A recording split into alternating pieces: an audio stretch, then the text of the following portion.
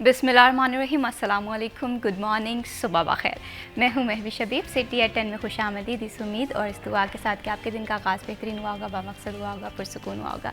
ज़िंदगी को बेहतरीन बनाने के लिए एजुकेशन बड़ा इंपॉर्टेंट रोल प्ले करती है। हम सब लोग जब डिग्रियाँ हासिल करके यूनिवर्सिटी लाइफ से बाहर निकलते हैं तो हमारे जहन में ये सवाल होता है कि आज हम एजुकेटेड तो हैं लेकिन बेरोज़गार क्यों हैं। तो यहाँ पर सवाल ये आता है, क्या हमारी यूनिवर्सिटीज़ इस रोल को रिस्पॉन्सिबिलिटी से निभा रही हैं। एक कन्वेंशनल एजुकेशन की टर्म यूज़ होती है और दूसरी जानिब स्किल एजुकेशन की टर्म यूज़ होती है, लेकिन इसके दरमियान का जो गैप है क्या वो हम कवर कर पा रहे हैं या नहीं कर पा रहे हैं।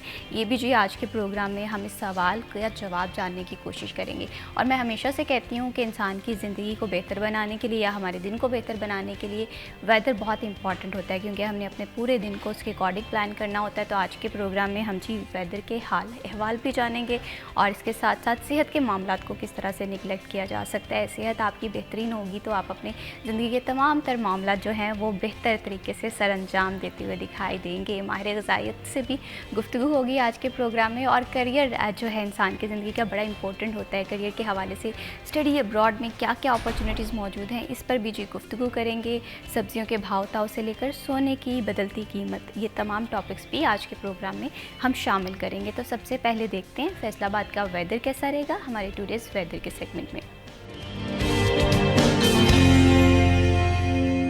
फैसलाबाद के वेदर के हवाले से बात करें तो फैसलाबाद का वेदर काफ़ी खुशगवार दिखाई दे रहा है। सुबह के औकात में भी हमें हल्की ठंडी सी हवाएं चलती हुई दिखाई दे रही हैं। रात के औकात में भी मौसम खासा ठंडा दिखाई दे रहा है। अलबत्ता एयर क्वालिटी इंडेक्स जो है जब से विंटर का आगाज़ हुआ है हमें थोड़ा सा अलार्मिंग दिखाई दे रहा है और ऐसा महसूस हो रहा है कि हम जहर आलूद फ़िज़ा में सांस ले रहे हैं, जिसमें हमारी रिस्पॉन्सिबिलिटी ज़्यादा बढ़ जाती है एहतियात करने की।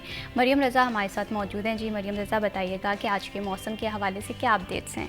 फैसलाबाद के मौसम के हवाले से अगर बात करें तो शहर का मतला जुज़वी तौर पर अबर आलूद दिखाई देता है, क्योंकि फैसलाबाद के अंदर एयर क्वालिटी इंडेक्स जो है वो बढ़ता हुआ दिखाई दे रहा है। गुज़श्ता कई दिनों से इसी तरह से फैसलाबाद में एयर क्वालिटी इंडेक्स जो है वो बरकरार है, जिसकी वजह से फैसलाबादी जो है वो बीमार होते हुए दिखाई दे रहे हैं। जहाँ सर्दी बढ़ने लगी है दिन और रात के औकात में, तो वहीं बढ़ती हुई आलूदगी जो है वो बीमारियों का सबब बनती दिखाई दे रही है। मौसम खुश्क है, बारिशों का भी कोई इम्कान आइंदा दिनों में ज़ाहिर नहीं किया जा रहा है, जिसकी वजह से जहाँ एक जानिब एयर क्वालिटी इंडेक्स के अंदर इजाफा हो रहा है तो वहीं बीमारियां जो कि सर्दी खुश्क सर्दी से शुरू हो रही हैं वो भी फैसलाबादियों को परेशान करती हुई दिखाई दे रही हैं। दर्जा हरारत के हवाले से बात करें, चूँकि सर्दी आ चुकी है तो फैसलाबाद में कम से कम दर्जा हरारत 10 डिग्री सेंटीग्रेड रिकॉर्ड किया गया, जबकि ज़्यादा से ज़्यादा 27 से 26 डिग्री रहने का इम्कान है।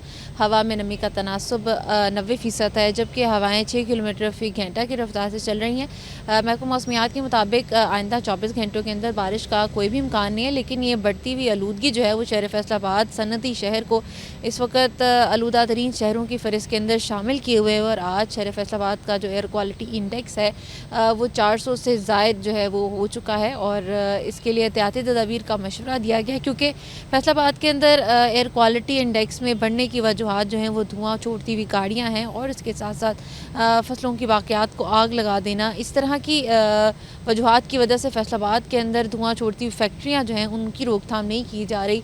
तो एयर क्वालिटी इंडेक्स जो है वो हर गुज़रते दिन के साथ उसमें ज़्यादा जो है वो होता हुआ दिखाई दे रहा है। एहतियाती तदबीर बहुत ज़्यादा ज़रूरी है। मास्क का इस्तेमाल करें, चश्मे का इस्तेमाल करें, ताकि फ़िज़ाई आलूदगी से बढ़ने वाली बीमारियाँ, खुश्क सर्दी से बढ़ने वाली बीमारियों से बचा जा सके। जी बहुत शुक्रिया मरियम रज़ा तफसीलात से आगाह करने के लिए। वाकई अगर मौसम को एंजॉय करना है तो एहतियात बहुत ज़्यादा ज़रूरी है। आई होप सो कि आप लोग बहुत ज़्यादा एहतियात कर रहे होंगे, मास्क का इस्तेमाल कर रहे होंगे और अपनी गाड़ियों की मेंटेनेंस जो है वो बर वक्त करवा रहे होंगे।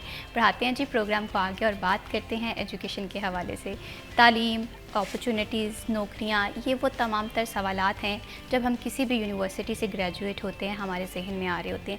लेकिन मसला ये है कि ये गैप कहाँ पर आ रहा है। क्या हमारा जो एजुकेशन सिस्टम है वो जदीद तकाज़ों को पूरा कर पा रहा है, और अगर कर नहीं पा रहा तो प्रॉब्लम किस तरह से रिज़ॉल्व करनी है, इस पर जी हम गुफ्तगू करेंगे। और इस खूबसूरत टॉपिक पर गुफ्तगू करने के लिए हमें हमारे प्रोग्राम में बड़े ख़ास ही मेहमान ने ज्वाइन किया। जाहिद भट्ट साहब, आप डायरेक्टर हैं वाइट रोज़ स्कूल्स और डायरेक्टर हैं सुपीरियर कॉलेज सिटी कैंपस, और इसके साथ साथ अगर इनकी एक्सपर्टीज़ के हवाले से एजुकेशन की फ़ील्ड में बात करें तो कई अरसे से तालीमी निज़ाम को बेहतर बनाने के लिए अपनी जो सर्विसेज हैं उसके लिए पेश रहते हैं। तो आइए खुश आमदीद कहते हैं। अस्सलाम वालेकुम जी, कैसे हैं भट्ट साहब आप? थैंक यू, बहुत शुक्रिया। बहुत शुक्रिया आपने प्रोग्राम में वक्त दिया जी। सबसे पहले हम बात करते हैं यंगस्टर्स के हवाले से, नौजवानों के हवाले से। हम देखते हैं कि यूनिवर्सिटी से हम ग्रेजुएट तो हो जाते हैं, लेकिन जब ग्रेजुएशन के बाद हम यूनिवर्सिटी से पहला कदम बाहर निकलते हैं तो हमारे जहन में ये सवाल आता है कि इतनी मेहनत के बाद, इतनी काबिलियत के बाद हम बेरोज़गार क्यों हैं? तो एजुकेशन सिस्टम में आप देख रहे हैं कि बिगाड़ है या हमारी जो एकेडमिया है या इसके करियर लिंकेजेस हैं वहाँ पर मसला आ रहा है? जी, बिस्मिल्लाहिर्रहमानिर्रहीम। आपका बड़ा वैलिड और सेंसिटिव क्वेश्चन है। अब देखें कि हम ना one of those countries, luckiest countries कि हमारी जो यूथ की पॉपुलेशन है वो टोटल पॉपुलेशन का 64% यूथ पॉपुलेशन है। और जिस तरीके से ये चल रहा है ट्रेंड हमारी पॉपुलेशन ग्रोथ का, ये जो सर्वेस कहते हैं कि 2050 तक यही ट्रेंड जो है वो बरकरार रहेगा। और ये एक बड़ा हेल्दी ट्रेंड है अगर हम इस यूथ को किसी पॉजिटिव तरीके से यूज़ कर सकें, इनके पोटेंशियल को, और इनको मौके फ्राहम कर सकें। अब इसमें यह है कि हर साल तकरीबन 500 मिलियन स्टूडेंट्स जो हैं वो फ़ारिग होते हैं, बिल्कुल, जो यूनिवर्सिटी से डिग्रीज़ लेकर, और उनके एम्स हाई होते हैं कि हम इंशाअल्लाह ताला जो है वो बाहर निकल कर जॉब्स लेंगे और अपने करियर को बेहतर से बेहतर करेंगे। लेकिन अनफॉर्चुनेटली जब वो निकलते हैं बाहर तो उनको जॉब नहीं मिलती है। बिल्कुल, अनएम्प्लॉयमेंट का रेट जो है वो पिछले सालों से ज़्यादा बढ़ गया है।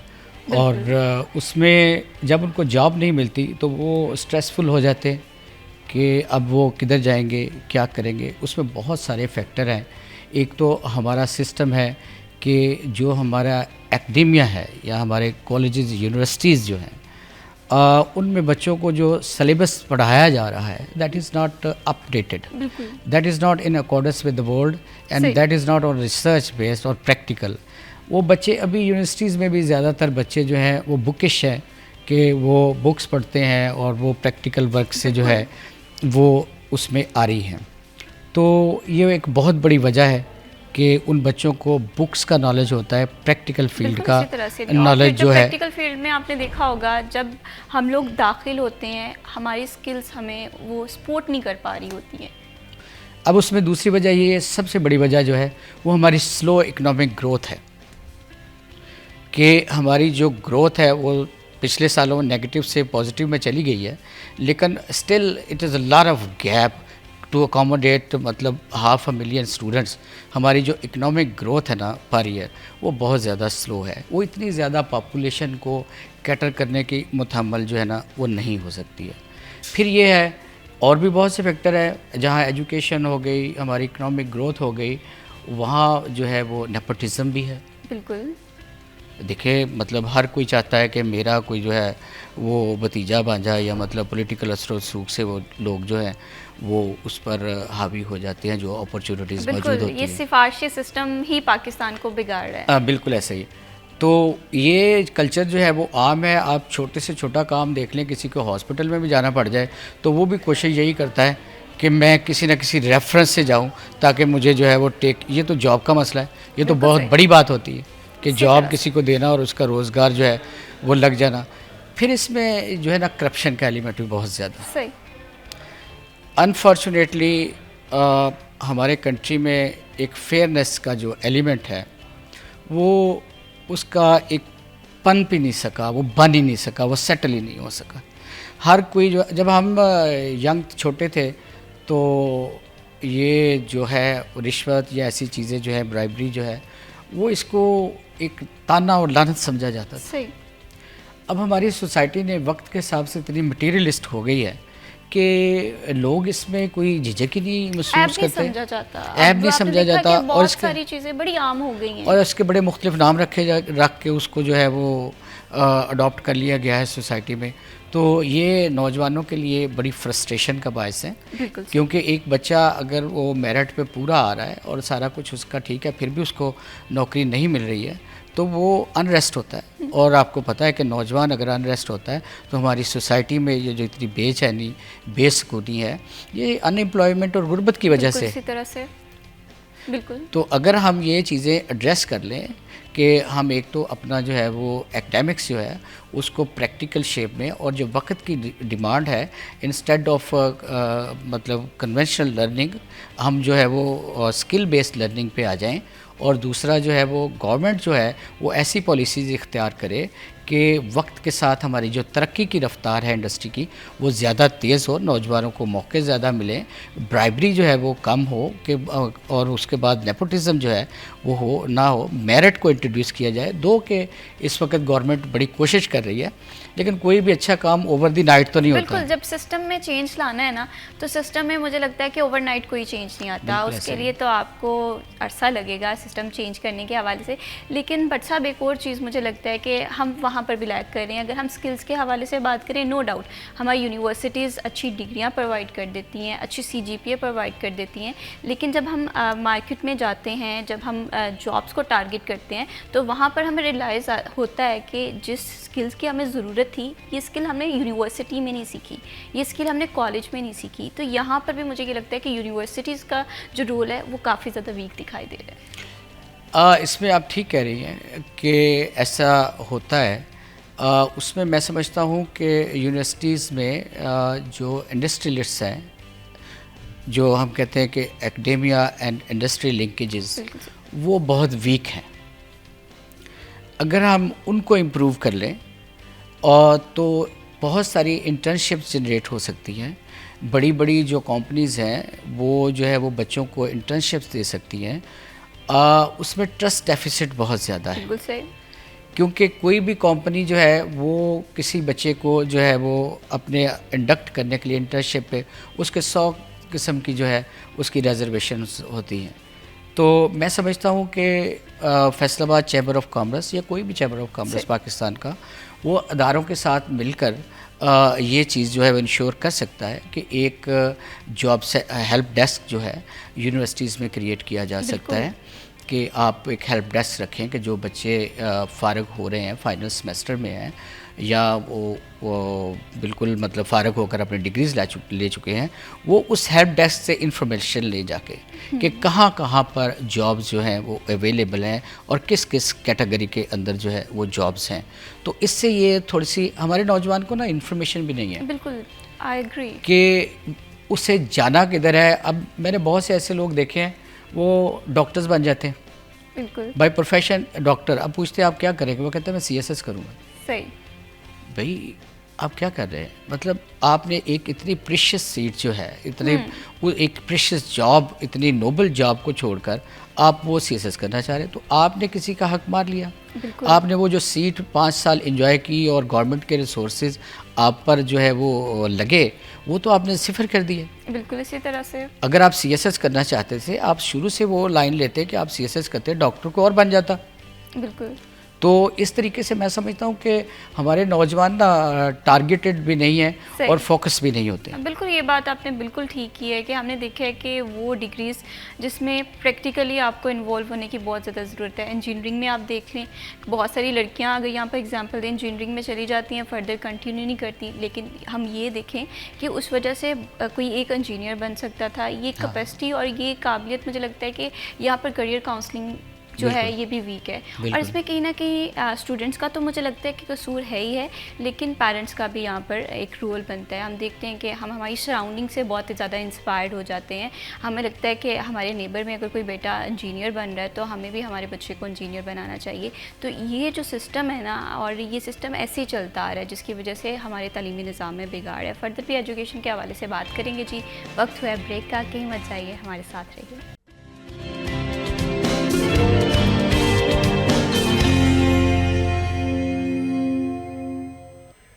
Welcome back. आप देख रहे हैं सिटी एट 10 और प्रोग्राम में जी हम बात कर रहे हैं एजुकेशन के हवाले से। एजुकेशन जो है बड़ा ब्रॉड टर्म है।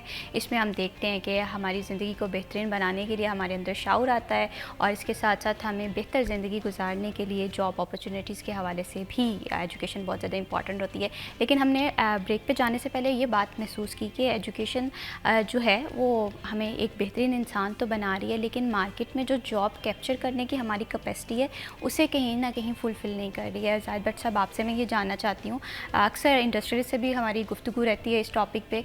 तो इंडस्ट्रियलिस्ट ये कहता है कि हमारे पास जॉब्स हैं, ठीक है, उसे कैप्चर करने के लिए हमारे पास एम्प्लॉयज़ नहीं है। और दूसरी तरफ अगर हम हमारे यंगस्टर्स के हवाले से बात करें, हमारे यंगस्टर्स हमेशा से ये बात कहते हुए नज़र आते हैं कि हमारे पास जॉब नहीं है, हम बेरोज़गार हैं। तो ये जो गैप है इसे समझना बहुत ज़्यादा ज़रूरी है। तो आप इस गैप के पीछे वजूहात क्या देख रहे हैं? देखिए, इस नो डाउट इन हियर कि इंडस्ट्रियलिस्ट जो है वो कहता है कि हमें कैंडिडेट्स की या एम्प्लॉयज़ की ज़रूरत है, लेकिन उसके क्राइटेरिया पर बंदे पूरे नहीं आ रहे या स्टूडेंट्स पूरे नहीं आते और इसलिए वो अनएम्प्लॉयमेंट का रेट जो है वो ज़्यादा बढ़ जाता है। लेकिन ना यहाँ पर मैं जो चीज़ देखता हूँ ना कि जो करिकुलम हमारा सेट होता है यूनिवर्सिटीज़ में पढ़ाया जाता है, उसमें अगर आप देखें तो जो इंडस्ट्रियलिस्ट की इनपुट है ना वो ना होने के बराबर है कि उनकी उस करिकुलम में इनपुट ही नहीं है।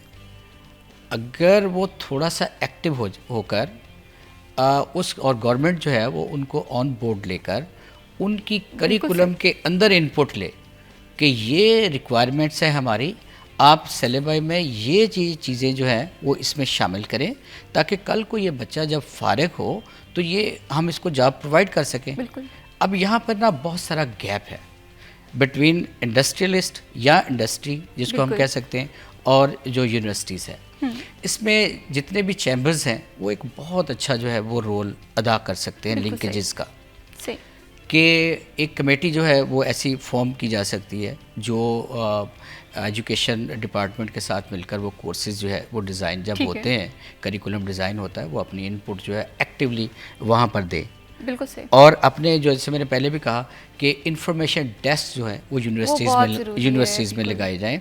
वो आप बच्चों को इन्फॉर्म करें कि कहाँ कहाँ किस किस इंडस्ट्री में कौन कौन सी जॉब जो है वो अवेलेबल है, ठीक है, ताकि बिफोर टाइम वो बच्चा जो है वो स्किल्स अगर उसमें कोई कमी बेशी है वो उसकी पूरी कर सके। अब पूरी वर्ल्ड में आप देखें ना तो वहाँ पे जॉब सेंटर्स हैं कि सुबह 8:30 बजे या 8 बजे जो है वो जॉब सेंटर्स खुल जाते हैं, दे ह्यूज हॉल्स, और वहाँ पर बड़ी बड़ी स्क्रीन्स लगी हुई हैं, जॉब्स जो हैं वो डिस्प्ले होती हैं। बिल्कुल। आप टोकन लेके बैठ जाते हैं, जॉब डिस्प्ले होती है वहाँ पर। If you falls in category you go to the counter और वो आपको इंटरव्यू करते हैं एक शॉर्ट सा कि अच्छा जी क्या है, वो साथ ही आपको जो है वो रेफ़र कर देते हैं कि फ़लानी जगह पे आप चले जाएं। बिल्कुल सही। तो ऐसी जो है वो जॉब सेंटर्स भी हो सकते हैं, लेकिन जो मैं कहता हूँ ना information desk to establish in universities, that is very important. बिल्कुल, और ये बहुत ज़्यादा ज़रूरी है, लेकिन हम देखते हैं कि इस पे उस तरह से काम नहीं हो रहा है। हम देखते हैं कि अगर इंफॉर्मेशन डेस्क के हवाले से बात हो तो अब तो यूनिवर्सिटी में एडमिशन के टाइम पे ये डेस्क हमें बड़े लिमिटेड से दिखाई दे रहे होते हैं, लेकिन ज़रूरत इस चीज़ की है कि हमें वक्त रहते इनिशिएटिव लेना पड़ेगा। एजुकेशन एक ऐसी फील्ड है जो कि बड़ी ब्रॉड है, ब्रॉड इन द सेंस मैं कह रही हूँ कि ये हमें बेहतरी की तरफ लेकर जाती है, हमारा लाइफस्टाइल इंप्रूव कर रही होती है, हमें अपॉर्चुनिटीज़ प्रोवाइड कर रही होती है, लेकिन इन अपॉर्चुनिटीज़ को कैप्चर कैसे करना है ये हमें नहीं सिखाया जा रहा है। और इसका प्रॉब्लम हम ये देखते हैं कि जब हमारे स्टूडेंट्स जो हैं वो फील्ड में निकलते हैं तो उनकी कैपेसिटी जो है वो जॉब के रिक्वायर्ड फुलफ़िल नहीं हो रही होती। फिर हम यही देखते हैं कि एम्प्लॉयर जो है वो अपना शिकवा लेकर बैठ जाता है जी कि हमारे पास अपॉर्चुनिटीज़ हैं, इस अपॉर्चुनिटी को कैप्चर कोई नहीं कर रहा है। और इसी तरह से अगर हम दूसरी तरफ रुख करें तो दूसरी तरफ हमारे यंगस्टर्स जो हैं हमें परेशान दिखाई दे रहे होते हैं। तो कहीं ना कहीं मुझे ये लगता है कि हमारी कैरेक्टर बिल्डिंग में भी बड़ा इंपॉर्टेंट रोल प्ले करना चाहिए हमारे इंस्टीट्यूट्स को, हमारी यूनिवर्सिटीज़ को, और ये बड़े छोटे लेवल से इसका आगाज़ हो जाना चाहिए। जब एक बच्चा जो है वो नर्सरी में होता है नो डाउट प्राइवेट सेक्टर में इस चीज़ पे काफ़ी ज़्यादा काम हो रहा है, लेकिन गवर्नमेंट सेक्टर पे इस चीज़ पे काफ़ी ज़्यादा काम होना बाकी है। बट साहब आपसे मैं ये भी जानना चाहती हूँ, जैसे अभी हम कन्वेंशनल एजुकेशन के हवाले से ऑफ द रिकॉर्ड बात कर रहे थे और मुझे रियलाइज़ हुआ कि हम अभी भी कन्वेंशनल एजुकेशन पे हैं। अगर हम फॉरेन यूनिवर्सिटीज़ के हवाले से देखते हैं, हमने देखा है कि अब प्रैक्टिकली चीज़ों को सिखाया जा रहा है, पढ़ाया जा रहा है, लेकिन हम इस चीज़ को नहीं कवर अप कर पा रहे। तो इसके लिए क्या क्या इनिशिएटिव लेने पड़ेंगे? इसके लिए बहुत ज़्यादा ज़रूरी है जी कि आपके सिलेबस में चेंजेस आए और इन अकॉर्डिंग्स टू दी वर्ल्ड जो है, जो टाइम के हिसाब से हमारी स्किल रिक्वायरमेंट्स हैं, वो सिलेबस में जो है वो चीज़ें शामिल की जाएं, ताकि वो ही बच्चे जो है वो जब यूनिवर्सिटीज़ में कन्वेंशनल एजुकेशन, किसी ने मास्टर्स कर लिया, किसी ने पीएचडी कर ली, किसी ने एमफिल कर लिया, तो वो करेंगे क्या? मास्टर, पीएचडी, एमफिल जाके मैं एक यूनिवर्सिटी में विज़िट पे गया तो अच्छी गपशप हुई प्रिंसिपल, वो जो वीसी साहब थे, तो मैंने उनसे एक क्वेश्चन किया कि आप यहाँ पर इतने जो है वो एमफिल्स और पीएचडीज़ जो हैं वो प्रोड्यूस हो रहे हैं, तो इनका मार्केट में क्या शेयर है? बिल्कुल, कि ये मार्केट में क्या करेंगे जाकर? बेसिकली हमारी यूनिवर्सिटीज़ जो है ना, वो जॉब सीकर्स पैदा कर रही है। हमारा जो यूनिवर्सिटी का स्टाइल है ना, वो जॉब प्रोवाइडर का होना चाहिए, एंटरप्रेन्योरशिप पे जो है ना वो काम होना चाहिए, इंस्टेड ऑफ के आप पढ़ा लिखा के जरा आप कहें कि जाओ जी अब मार्केट में, और वो बच्चे वहाँ हाथ पैर फूल जाएं कि प्रैक्टिकली उसने कुछ किया नहीं होता है। तो ऐसा होता है, हाँ जी ऐसा होता है। तो मैं समझता हूँ कि स्टूडेंट्स को भी यहाँ पर जो थोड़ा सा अपने करियर के बारे में कॉन्शियस होने की ज़रूरत है कि वो एंटरप्रेन्योरशिप की तरफ आए। ठीक है, इंस्टेड ऑफ मतलब job seeker become a job provider. इस वक्त अगर आप देखें ना, दुनिया का जो स्टाइल है कंपनीज़ का, वर्ल्ड ओवर मल्टीनेशनल कंपनी का, तो उनके जो सीईओज़ हैं ना, वो 30s या 30+ में है। बिल्कुल इसी तरह से, और स्टार्टअप्स ना बहुत ज़्यादा ज़रूरी हो गए हैं, क्योंकि अगर हम बात करें हमारे सोशल वैल्यूज़ के हवाले से और हमारे माशरे के हवाले से, नो डाउट रोज़गारी जो है, बेरोज़गारी बढ़ती जा रही है, लेकिन रोज़गार के अपॉर्चुनिटीज़ क्रिएट करना, इस पर भी बड़ा अच्छा काम किया जा सकता है। कैसे किया जा सकता है इस पर फर्दर भी जी बात करेंगे, लेकिन यहाँ पर मैं इंट्रोड्यूस कराना चाहती हूँ, हमें प्रोग्राम में ज्वाइन किया है सिटी 41 के सीनियर रिपोर्टर जहांगीर अशरफ ने। तो आइए खुशामदीद कहते हैं। अस्सलाम वालेकुम जी। वालेकुम, कैसे हैं जहांगीर आप? Thank you so much Jahangir for joining us in this program. Jahangir, बड़ी ही मज़े की गुफ्तगू हमारी प्रोग्राम में चल रही थी हमारे स्टूडेंट्स को लेकर कि हमारे स्टूडेंट्स इतने वरीड क्यों होते हैं। हम अक्सर प्रोग्राम में बात करते रहते हैं कि आप ये बात कहते हैं कि हमारी यूनिवर्सिटीज़ जो हैं वो बेरोज़गार जो हैं वो दिन ब दिन जनरेट कर रही हैं, लेकिन मैं आपसे ये जानना चाहती हूँ कि हमारे एजुकेशन निज़ाम में आखिर बिगाड़ कहाँ पर आ रहा है? अच्छा, बिगाड़ मैं समझता हूँ हमारा एग्ज़ाम सिस्टम है। ठीक है। अच्छा, जो अगर आप 12वीं जमात तक की बात करें, मैट्रिक और इंटर, तो आपका अभी एनुअल सिस्टम चल रहा है और उसके बाद हमने कर दिया सेमेस्टर सिस्टम। अच्छा, जहाँ तक तो मैट्रिक इंटर की बात है, वहाँ पर वो इतना नंबर के पीछे भागता है हर बच्चा कि उसकी तवज्जो किताबों से हटती नहीं है। ठीक है। सुबह स्कूल जाता है, घर आके लंच ब्रेक उसकी मिलेगी उसको, और उसके बाद दोबारा उसने एकेडमी या घर पे कोई ट्यूटर आ जाना है, तो सुबह से शाम तक वो मशीन बना हुआ है। जबकि मार्केट में आपको मशीनें नहीं चाहिए, मशीनें तो फिर एआई रिप्लेस कर रही है इंसान को, फिर तो आपको जॉब कहाँ मिलेगी? फिर तो आप मशीन है ना, तो मशीन आपसे सस्ती मिल जाएगी रिप्लेस। बिल्कुल सही। तो आप अगर इंसान है तो आपकी वैल्यू ज़्यादा है। अगर आप मशीन बन के सिर्फ नंबर पे चाहते हैं कि मैं जॉब अच्छी हासिल करूँ, तो वो मशीन आपसे अच्छी जॉब कर लेगी। क्योंकि अगर आप में इमोशंस नहीं है, आप में सोशल नेटवर्किंग नहीं है, आप डील नहीं कर सकते, ह्यूमन प्रॉब्लम को सॉल्व नहीं कर सकते, तो बाकी सारे काम तो मशीन भी कर रही है ना। जो कैलकुलेशंस है, रट्टा है, मेमोरी इंसान से अच्छी तो फिर कंप्यूटर आपको आंसर दे सकता है। बिल्कुल। तो मैं ये समझता हूँ कि अगर आपने मशीन बनना है तो उससे अच्छा है आप एक सोशल ह्यूमन, आपकी वैल्यू ज़्यादा होगी। तो फिर आप कहते हैं कि एआई की वजह से इंसान की वैल्यू ख़त्म हो गई। इंसान की वैल्यू ख़त्म नहीं हुई।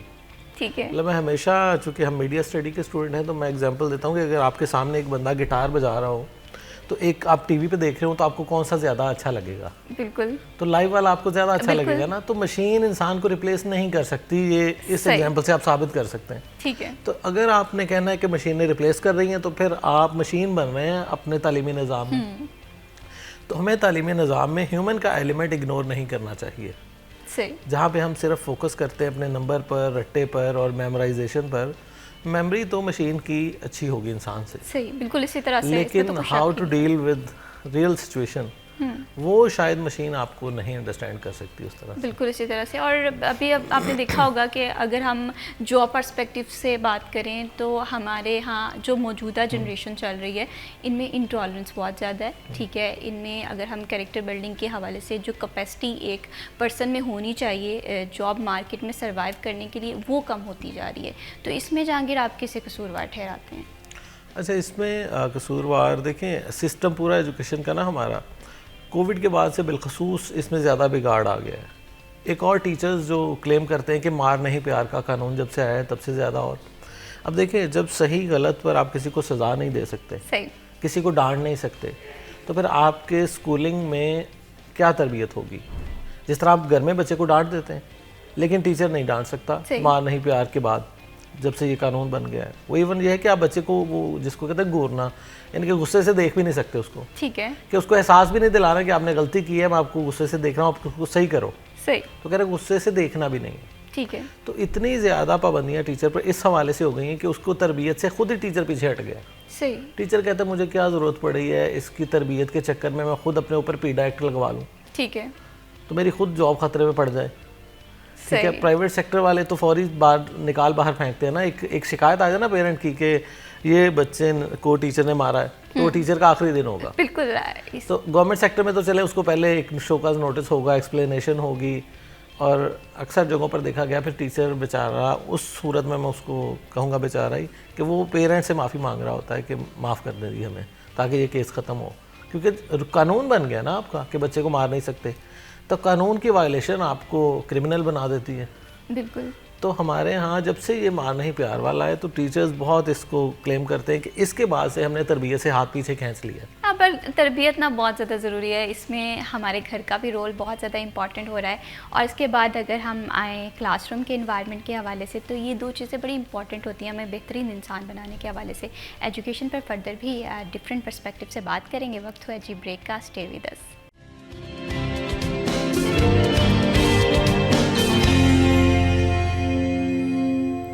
Welcome back after the break. आप देख रहे हैं सिटी एट 10 और प्रोग्राम में जी हम बात कर रहे हैं यंगस्टर्स के हवाले से, हम बात कर रहे हैं इंटरप्रेन्योरशिप के हवाले से, हम बात कर रहे हैं कि किस तरह से इंसान काबिल हो सकता है। लेकिन अगर हम फैसलाबाद के हवाले से बात करें, हमारे यंगस्टर्स के पास आइडियाज़ होते हैं। मैं हमेशा से ये बात कहती हूँ कि फैसलाबाद में टैलेंट की कमी नहीं है। वो आप बिज़नेस फील्ड से देख लें, वो आप एजुकेशन में देख लें, वो आप हेल्थ सेक्टर में देख लें, फैसलाबाद इस लिहाज से हमेशा से खुशकिस्मत रहा है।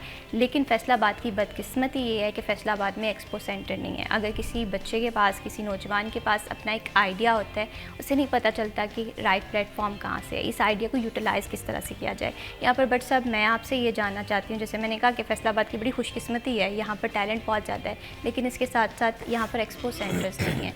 मैं हमेशा से देखती हूँ कि लाहौर में बड़ा अच्छा काम हो रहा है, बड़े अच्छे इक़दाम किए जा रहे हैं। हर महीने या 2 महीने 3 मंथ्स बाद हम कोई ना कोई एक्सपो देख रही होती है। फैसलाबाद में इस चीज़ की बहुत ज़रूरत है।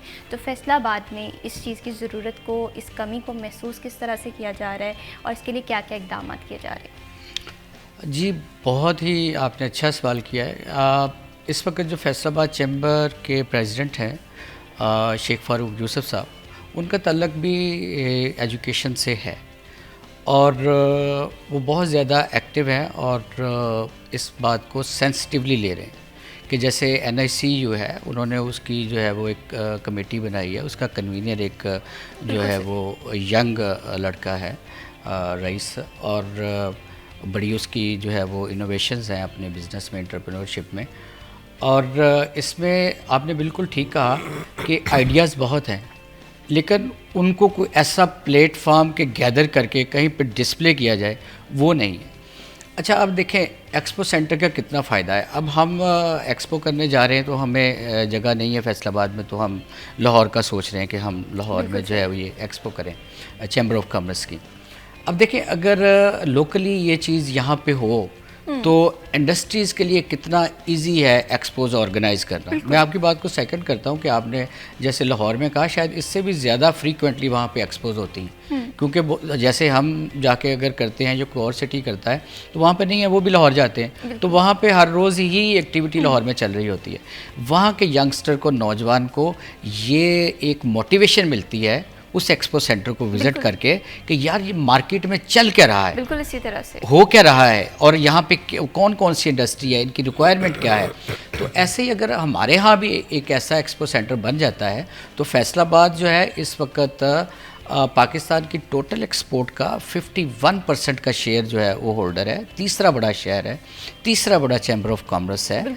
तो यहाँ पर अगर बनता है तो इतनी मतलब नामवर कंपनीज जो हैं वो फैसलाबाद से जिन्होंने स्टार्ट किया और पूरी वर्ल्ड पे इस पर छाई हुई हैं, they will be love to display their products and their all materials and their requirements to display locally, और उनके लिए बड़ा इजी होगा कि और यहाँ भी आए दिन, और सबसे बड़ा फ़ायदा उसको हमारी नौजवान नस्ल को होगा क्योंकि वो एक्सपो सेंटर्स विज़िट करेंगे, वहाँ पे से वो मोटिवेशन लेंगे और उस मोटिवेशन के तहत जो है वो अपनी जो है वो राह मुतय्यन करेंगे और अपने कोर्सेज़ जो है वो लेंगे, टेक्निकल एजुकेशन लेना चाहते हैं, जिसकी चीज़ है वो लेना चाहते हैं। बेसिकली दे मस्ट नो कि what is going in the market and to display what is going in the market we don't have anything. और गवर्नमेंट से चेंबर ने कई दफ़ा ये रिक्वेस्ट की है, अभी भी जो मौजूदा प्रेसिडेंट हैं उन्होंने भी जो है वो इस चीज़ को लेकर बड़े सीरियस है कि हम फैसलाबाद में हमें एक्सपो जो है वो दिया जाए, एक्सपो सेंटर जो है। तो इंशाअल्लाह ताला बेहतरी की उम्मीद हर वक्त होती है, हम पूरे पुरअज़्म हैं कि हम जो है इस पे काम करेंगे और नौजवानों को ये मौका जो है देखने को इंशाअल्लाह ताला मिलेगा। बिल्कुल इसी तरह से है, और फैसलाबाद के लिए मैं हमेशा से कहती हूँ कि अल्लाह ताला हमारे शहर को बहुत ज़्यादा कामयाब करे क्योंकि इसमें टैलेंट बहुत ज़्यादा है। जहांगीर, मैं आपसे भी सेम इसी क्वेश्चन पे आपका पॉइंट ऑफ व्यू भी जानना चाहूँगी कि अगर हम यंगस्टर्स के हवाले से बात करें, जाहिर सी बात है आप एजुकेशन फील्ड में रहते हैं, बहुत सारे लोगों से मिलते होंगे, आप देखते होंगे कि बड़े बड़े माहिर आइडियाज़ हैं हमारे पास, बड़े एक्सपर्ट्स मौजूद हैं, लेकिन मसला ये है कि हम इन्हें एंगेज नहीं कर पा रहे हैं, बिज़नेस सेंटर्स नहीं है, एक्सपो सेंटर्स नहीं है। इस कमी को आप किस तरह से देख रहे हैं? अच्छा, इसमें मैं समझता हूँ किसी एक फ़र्द का, किसी एक इदारे का और किसी एक गवर्नमेंट का कसूर नहीं है, इसमें बेशुमार स्टेक होल्डर्स इन्वॉल्व हैं। गवर्नमेंट का कसूर इस तरह से है कि लाहौर करीब होने के बाद फैसलाबाद को वो बड़े प्रोजेक्ट्स, वो बड़ा फंड नहीं मिलता जो इसका हक है, क्योंकि ये सेकंड लार्जेस्ट सिटी है, लेकिन इससे ज़्यादा कई और सिटीज़ में पैसे लग चुके हैं, प्रोजेक्ट लग चुके हैं, ठीक है। बहुत सारी चीज़ों से फैसलाबाद आज भी महरूम है। दूसरी साइड पे हमारे फैसलाबादियों का ये कसूर है कि हमारे फैसलाबाद के जो इंडस्ट्री ऑनर्स हैं उन्होंने यहाँ पर कॉरपोरेट कल्चर को अडॉप्ट नहीं किया।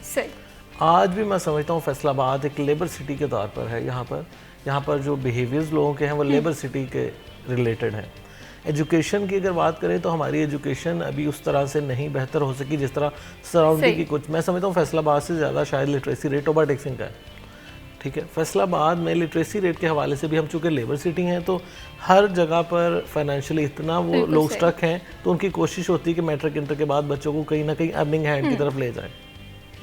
तो उस वजह से हमारे यहाँ एजुकेशन में भी हम थोड़ा सा पीछे।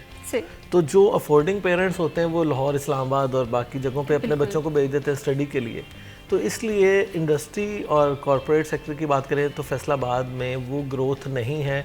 तो टैलेंट भी बहुत सारा, जैसे हम कहते हैं ना ब्रेन ड्रेन हो रही बैरून मुल्क, तो फैसलाबाद से भी बहुत सारे लोग लाहौर, इस्लामाबाद, कराची और बाकी शहरों में जाके अच्छे खासे एडजस्ट हैं।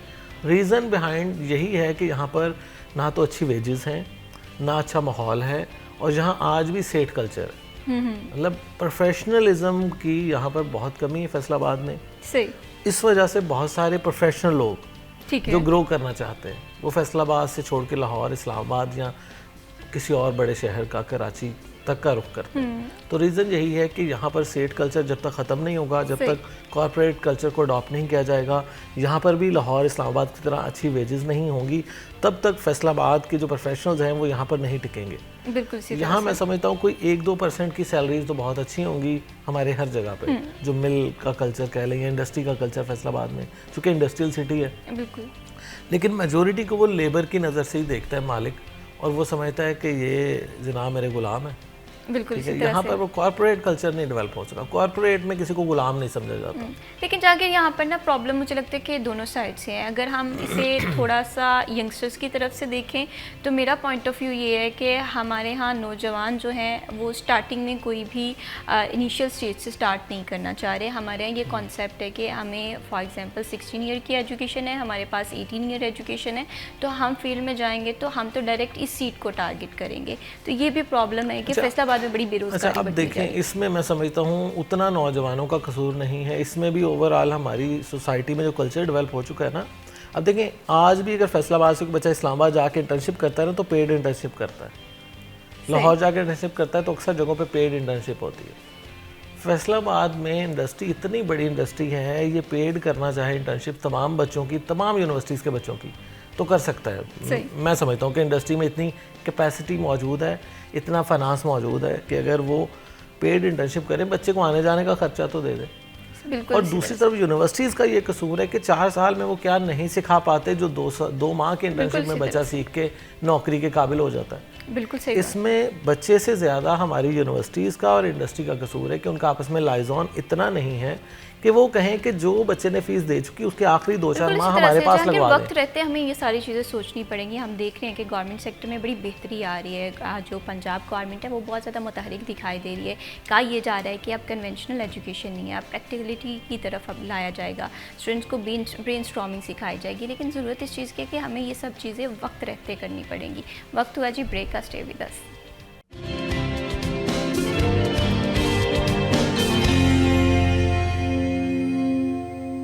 Welcome back the after the break. और आप देख रहे हैं सिटी एट 10 और प्रोग्राम में जी हम बात कर रहे हैं एजुकेशन के हवाले से।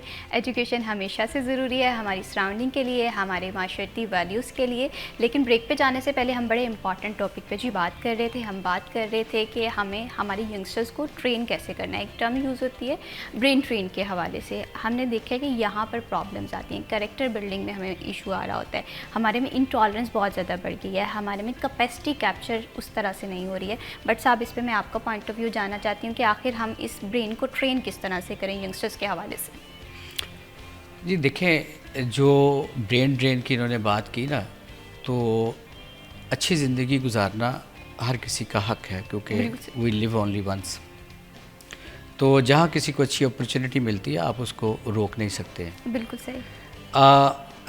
हमारे यहाँ पर प्रॉब्लम है नौजवान का कि नौजवान डायरेक्ट आखिरी सीढ़ी पे जाना चाहता है। बिल्कुल इसी तरह से ये एक एवोल्यूशनरी प्रोसेस होता है। फैसलाबाद में माशाल्लाह इतने बड़े इंडस्ट्रीज़ हैं और इंडस्ट्रियलिस्ट हैं और they are very cooperative. Even जो FCCI में एक एकेडेमिया लिंकेजेस की कमेटी बनी हुई है पूरी, और वो यूनिवर्सिटीज़ के साथ राब्ते करते हैं कि भाई आप हमें दें, आप ऐसा करें।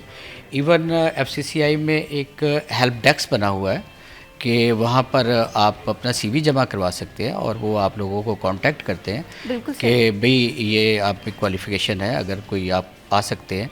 लेकिन जहाँ तक इंटर्नशिप की बात है, जहाँ की बात कर रहे थे, तो इंटर्नशिप पेड देते हैं, ऐसी कोई बात नहीं है। लेकिन बात सिर्फ ये है कि ग्रोथ की, कि अपॉर्चुनिटीज़ की, लिमिटेड अपॉर्चुनिटीज़ की। जैसे मैंने अब शुरू में प्रोग्राम में कहा था कि स्लो इकोनॉमिक ग्रोथ, बिल्कुल उससे जो 64% हमारी यूथ है ना, वो उसको कैटर करने के काबिल नहीं है। हमारी इकोनॉमिक ग्रोथ जो है ना वो ज़्यादा होनी चाहिए, उससे हम जो है वो अपनी यूथ को जो है वो अकोमोडेट करने के काबिल हो सकेंगे। हमारी यूथ को भी एक चीज़ समझने की बहुत ज़्यादा ज़रूरत है। एक तो जैसे हमने कहा कि वो कोर्सेज़ ऐसे लें, टेक्निकल कोर्सेज़ की तरफ आएँ जो इंडस्ट्री की या AI की इस वक्त रिक्वायरमेंट्स हैं, उस तरफ फील्ड अपने चेंज करें, कन्वेंशनल एजुकेशन से बाहर निकलें। दूसरी एक उनकी जो सबसे बड़ी बात है ना, जो सोशल मीडिया ने किरदार अदा किया है हमारी यूथ को सेंसिटाइज़ करने में, मैं कह लेता हूँ। तो अब देखें, हम कहते हैं कि वेस्ट हमसे इतना आगे। सोशल मीडिया में तो वो उसी वक्त देख लेता है कि उसने क्या पहना हुआ है, वो क्या कर रहा है, कैसा उसका लाइफस्टाइल है, कैसी उसकी गाड़ी है, वो उम्मीदें भी वैसी लगा लेता है। बिल्कुल। अब उसके बिहाइंड द पीछे जो स्टोरी होती है ना कि उसने स्टार्ट कहाँ से किया था, हमारा नौजवान वो नहीं सोचता, वो नहीं देखते हैं। बिल्कुल वो नहीं देखता कि इसने स्टार्ट कहाँ से किया था। अगर हम बिल गेट्स की कहते तो उसको कॉलेज से एक्सपेल कर दिया गया। अब हम ये भी तो सोचें कि यार एक वक्त उस पर वो भी था, बिल्कुल। हमारा नौजवान डायरेक्ट जो है वो टॉप सक्सेस स्टोरी सुनता है और उसको आइडलाइज कर लेता है, लेकिन रास्ते में जितनी मंजिल पड़ती है ना, उस मंजिल के लिए तैयार नहीं है, वो बिल्कुल। पेशेंस उसके पास नहीं है। ये एक एवोल्यूशनरी प्रोसेस होता है तरक्की करना।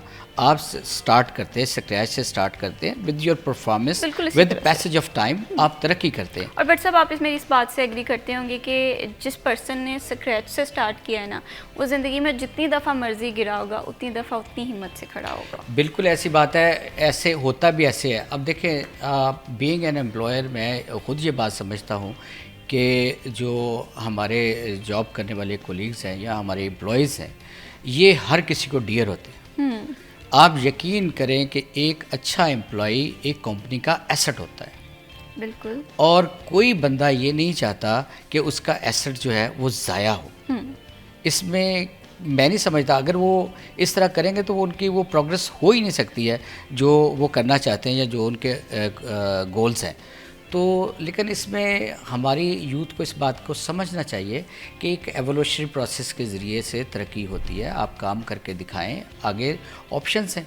बिल्कुल। और वो कहते हैं ना कि हर टॉप पे हमेशा पोजीशन जो है वो खाली होती है, लेकिन आपको टॉप पर जाने के लिए मेहनत करना पड़ती है। बिल्कुल। तो वो इनको चाहिए कि ये वो पैशन लेकर आएँ कि भाई हम फ़लाँ कंपनी को ज्वाइन किया है, इंशाल्लाह ताला मैं एक दिन यहाँ पे हूँगा।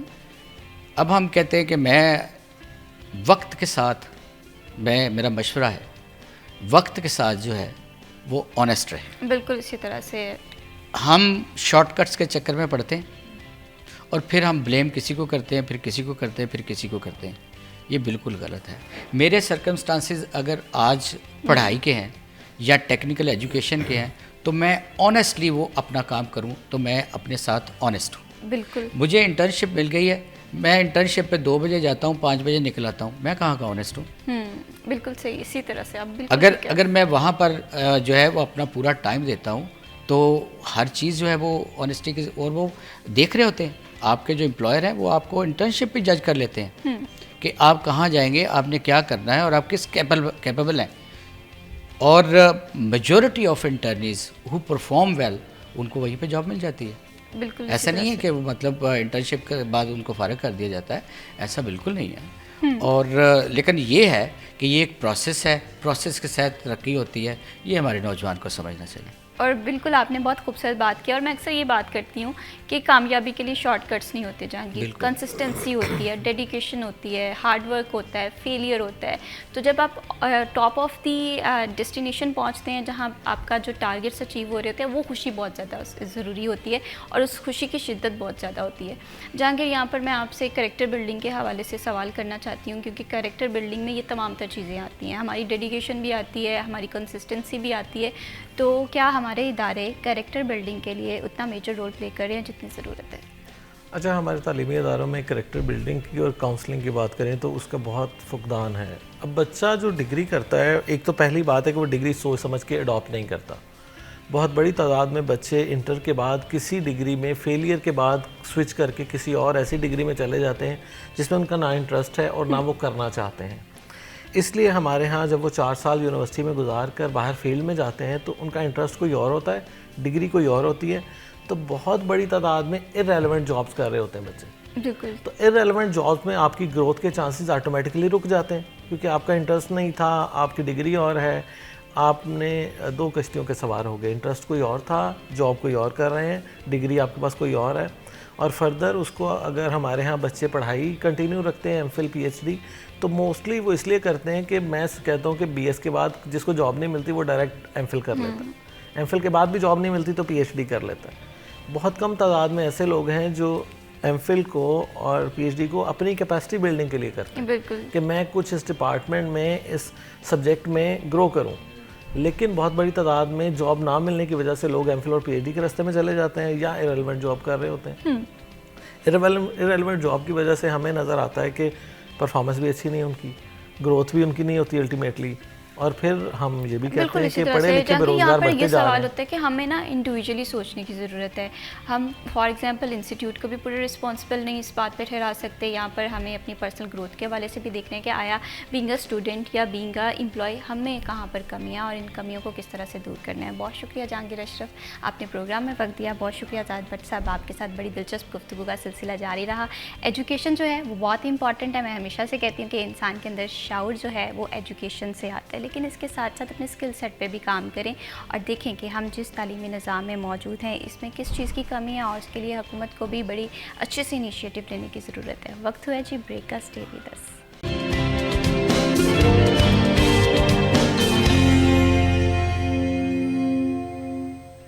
Welcome back after the break. आप देख रहे हैं सिटी एट 10। बढ़ाते हैं जी प्रोग्राम को आगे और बात करते हैं सराफा मार्केट में गोल्ड की कीमत क्या चल रही है। हम देख रहे हैं कि रोज़ाना की बुनियाद पे कीमतों में रद्द-ओ-बदल जारी होता है।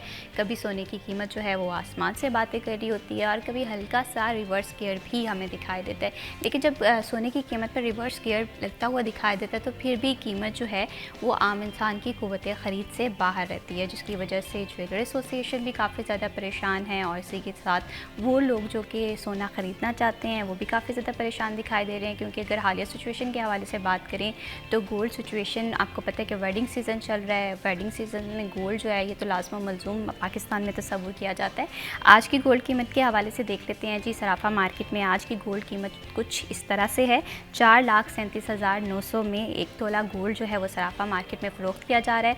और इसी तरह से 10 ग्राम के हवाले से बात करें 3,75,835 रुपये में 10 ग्राम गोल्ड जो है वो सराफा मार्केट में इस कीमत पर चल रहा है। और इसी तरह से करेंसी के रेट्स कुछ देख लेते हैं। करेंसी के रेट्स में ख़ासा रद्द-ओ-बदल नहीं होता।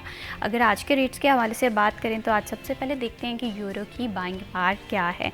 यूरो की बाइंग पावर के हवाले से देखें तो 324.5 में बाय किया जा रहा है और 328 में फ़रोख्त किया जा रहा है। इसी तरह से सऊदी रियाल की कीमत देख लेते हैं। 75.5 में बाय किया जा रहा है और 75.5 में फ़रोख्त किया जा रहा है। यूरो दिरहम के हवाले से देख लें, इसकी कीमत बाइंग के हवाले से 76.7 है और 77.5 में फ़रोख्त किया जा रहा है। यूके पाउंड की कीमत जो है वो 368.5 है और 372.5 में फ़रोख्त किया जा रहा है। यूएस डॉलर की कीमत हमें अगेन स्टेबल दिखाई दे रही है। 281.5 में बाय किया जा रहा है, 281.65 में फ़रोख्त किया जा रहा है। पाउंड की कीमत अलबत्ता हम देख रहे हैं कि गुज़श्ता 2 रोज़ से कम होती हुई हमें दिखाई दे रही है।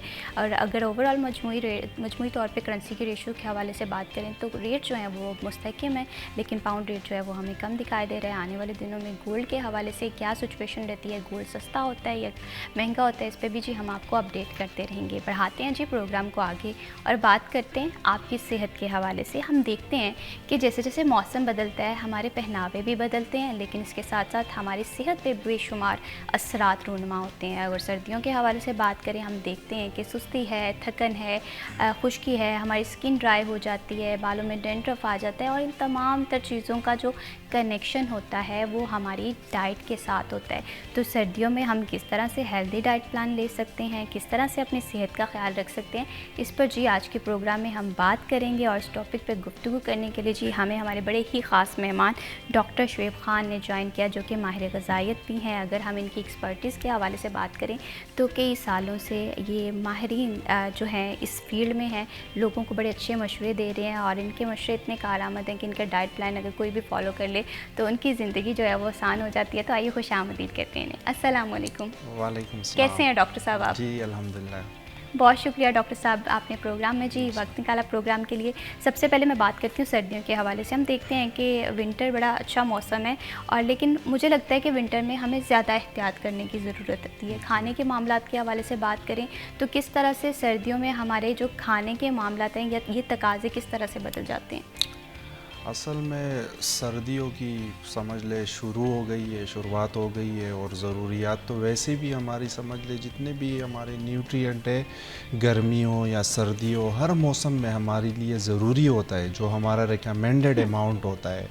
लेकिन कुछ चीज़ें इस तरह के हैं कि उसकी इन दिनों में ज़रूरत बढ़ जाती है, जिस तरह और हम लोग उल्टा चल रहे हैं। जिन चीज़ों की ज़रूरत इन दिनों में बढ़ रही है हम उसको बिल्कुल स्किप कर रहे हैं। और मसले मसाइल, अभी आपने जितने भी मसाइल का जिक्र किया है तो इनमें सबसे मैं एक बेसिक चीज़ आपको बताऊंगा, अगर सिर्फ उसको ही हम इन सर्दियों में ठीक करेंगे इंशाल्लाह, तो समझ लें 3-4 महीने सर्दियों के हमें कोई भी मसले नहीं होंगे, चाहे वो हमारे सेहत के हवाले से हो, हमारे इंटरनल फिज़िक के हवाले से हो, हमारे स्किन के हवाले से हो। तो पानी का इस्तेमाल हमारा बिल्कुल कम हो जाता है इसी तरह से, और कम से कम 4 लीटर तक पानी, और वो भी नीम गर्म पानी, वो बेहद ज़रूरी है हमारे लिए। जितने भी हमारे व्यूअर्स हैं, मैं सबको ये सजेस्ट करूँगा कि इन सर्दियों में कम से कम इस चीज़ पे बड़ा फोकस आप करें। और अल्लाह ताला ने समझ लीजिए सर्दियाँ शुरू हो जाती है तो उसके मुताबिक अल्लाह ने ऐसे फल सब्जियाँ हमारे लिए पैदा की है जिसमें समझ लें न्यूट्रिएंट के ख़जाने हैं। अब समझ ले सर्दियाँ आ गई है, लेकिन इधर हमारी ज़िंदगी की सबसे कीमती चीज़ जिसको हम बोले जो सबसे इम्पोर्टेंट न्यूट्रिएंट है हमारी बॉडी के लिए, विटामिन सी, तो वो समझ ले आजकल उन चीज़ों का सीज़न चल रहा है। हम बाज़ार में जाके देखे देते हैं तो सबसे फ्रंट में हमें वो चीज़ें नज़र आ जाती है, ऑरेंजेस होंगे, कीनू हो गया, अमरूद हो गया, ये चीज़ें हमारे लिए बेहद ज़रूरी है। तो जितने भी हमें समझ ले बाज़ार जाए और सीजनल जो फ्रूट हमें नज़र आ रहे हैं तो कम से कम दिन में उसका ये भी बताइएगा, क्योंकि अगर मैं अपने पॉइंट ऑफ व्यू से बात करूँ तो हमें हमेशा से ये देखना होता है कि इस पर के बेनिफिट्स क्या हैं। अगर हम देखें कि पानी की कमी के नुकसानात वो बेशुमार नुकसानात होंगे, हम देखते हैं कि हमारी स्किन ड्राई हो रही है, डेंड्रफ के मामला बढ़ जाते हैं, और इसी तरह से जैसे भी आपने विटामिन सी के हवाले से बात किया कि ऑरेंजेस हमारे पास मौजूद हैं, मौसमी का सीज़न है, तो इनके इंसानी सेहत पे क्या क्या फ़ायदे हैं? देखिए एंटीऑक्सीडेंट के ख़जाने हैं ये, अगर हम इसको लेना शुरू कर देंगे तो समझ लें हमारी बॉडी के बेशुमार मसाइल हल हो जाएंगे, क्योंकि इसमें बेहद मकदार होता है एंटीऑक्सीडेंट का। अब विटामिन सी रिच फूड जितने भी हैं उसके फ़ायदे हमारे स्किन के लिए बहुत ज़्यादा है। अगर हमारी स्किन डल पड़ रही है, उसमें खुश्की आ रही है, उसमें समझ ले वो ग्लोइंग ख़त्म हो रही है, तो उसके लिए विटामिन सी से अच्छा कोई चीज़ है ही नहीं। हम जितने भी मल्टीनेशनल कंपनीज़ देखे या जितने भी हम ब्रांड देखे स्किन वाले, समझ ले आजकल लोग इस पर पानी की तरह पैसा बहा रहे हैं इन चीज़ों पे, और हर कोई इसके मामले में बड़ा सेंसिटिव भी है, चाहे वो लड़के हो या लड़कियां हो, हर कोई स्किन को लेके बड़ा परेशान है।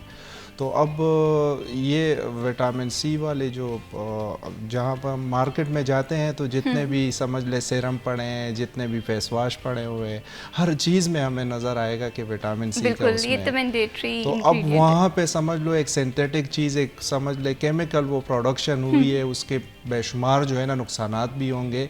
अगर हम उसी चीज़ को नेचुरल तरीके से लेना शुरू कर दे, विटामिन सी को हम माल्टे से लेना शुरू कर दे, हम कीनू से लेना शुरू कर दे, तो समझ ले वो हमारी ज़रूरत होती है जितनी वो हम लेना शुरू कर देंगे तो हमें कोई मसला ही नहीं होगा, ना आज होगा, ना गर्मियों में होगा, और ना समझ ले 40-50 साल बाद वाली ज़िंदगी में होगा।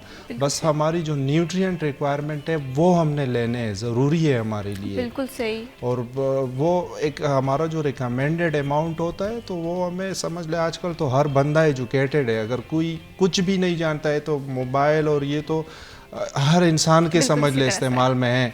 तो हम खुद देखे भाई मेरी इतनी एज है, मेरी इतनी हाइट है, मेरी ये फिज़ीक है, तो मेरे क्या ज़रूरियात है, मेरे कार्बोहाइड्रेट की क्या ज़रूरत है, मेरे फैट्स के क्या है, मेरे जो माइक्रो न्यूट्रिएंट है उसकी क्या ज़रूरत है, उसको लेना शुरू कर दिया तो समझ लो जितने भी फैसलाबाद के अस्पताल है या जितने भी फार्मेसीज़ हैं सबकी छुट्टी होने वाली है, क्योंकि हमने अगर अपनी डाइट को और अपनी लाइफस्टाइल को ठीक कर दिया तो बात ख़त्म हो गई। आज अगर आप इतनी स्मार्ट दिख रही है और आपने समझ लो कोशिश करनी है कि मैं 30-40 साल बाद भी इस तरह की हूँ, तो ज़रूरी उसके लिए ये है कि अल्लाह ने ये सारी चीज़ें खाने पीने के लिए पैदा की है, लेकिन हम बैलेंस लेके आए, और हमारी जो समझ ले कोशिश है वो यही है कि भाई लोगों को बैलेंस की तरफ लेके आए। और ये समझ ले सुन्नत भी है, आपको ना चिकन से मना है, ना फिश से मना है, ना चावल से मना है, ना रोटी से मना है। मेरे जो क्लाइंट आते हैं अक्सर बोलते हैं कि यार खाना पीना बंद नहीं कर सकते। मैंने कहा खाना पीना बंद करना नुकसान है। मैं भी यही सवाल आपसे करने वाली थी कि कौन कौन सी जो ग़िज़ाएँ हैं वो हमें सर्दियों में नहीं खानी चाहिए, लेकिन आपने बड़े अच्छे से इस बात का जवाब दिया। लेकिन यहाँ पर ना एक और चीज़ है कि सर्दियों में मैं देखती हूँ कि हम थोड़े सुस्त हो जाते हैं, तवानाई कम हो जाती है, तो इस चीज़ को किस तरह से कॉप अप किया जाए? उसके लिए मैं एक आसान रेसिपी बताऊँगा इंशाल्लाह आप लोगों को।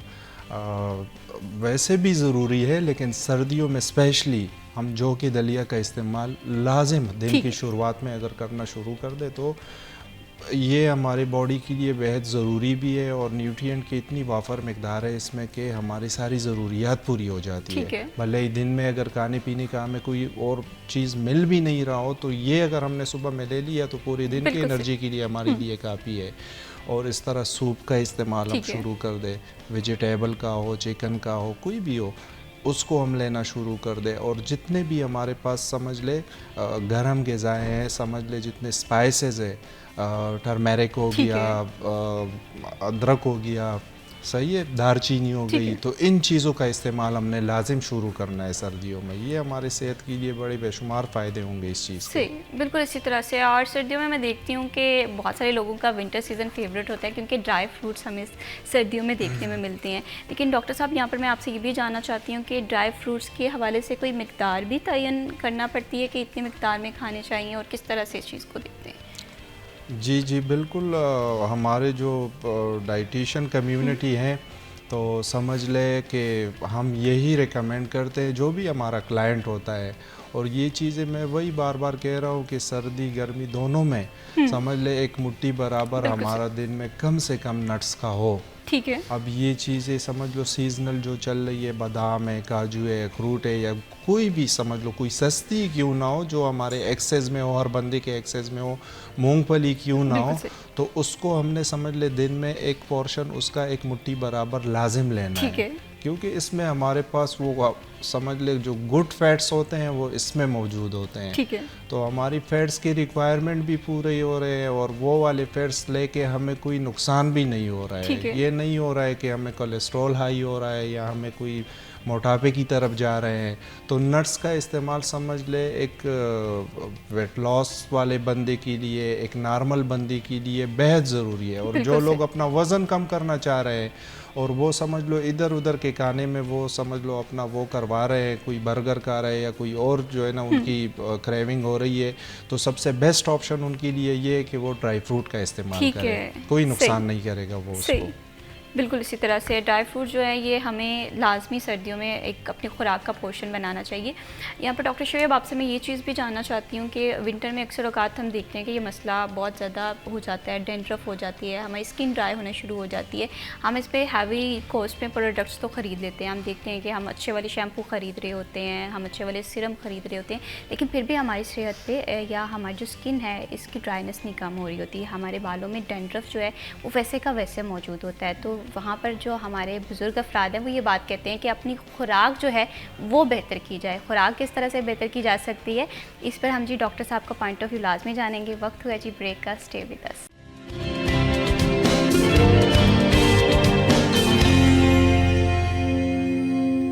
Welcome back after the break. आप देख रहे हैं सिटी एट 10 और प्रोग्राम है जी हम बात कर रहे हैं सेहत के हवाले से। सेहत बहुत ज़्यादा ज़रूरी है। अक्सर हम कहते हैं कि तंदुरुस्ती हज़ार नेमत है, और जब ये नेमत हमसे छिनती है तो तब हमें एहसास होता है कि कितनी बड़ी नेमत जो थी वो हमने खो दी है। तो अपनी सेहत का बहुत ज़्यादा ख्याल रखें, और सेहत का ख्याल रखने के लिए खासकर विंटर में आपकी खुराक बहुत ज़्यादा ज़रूरी होती है, बैलेंस डाइट बहुत ज़्यादा ज़रूरी होती है। सर्दियों के मसाइल के हवाले से बात कर रहे थे जी ब्रेक पर जाने से पहले कि हम देखते हैं कि सर्दियों में हमारी स्किन ड्राई होना स्टार्ट हो जाती है, डेंड्रफ आ जाता है।